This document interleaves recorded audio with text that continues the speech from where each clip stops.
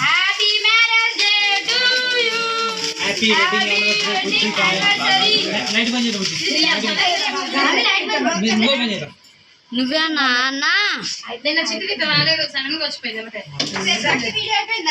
అయిపోతుంది. సూపర్.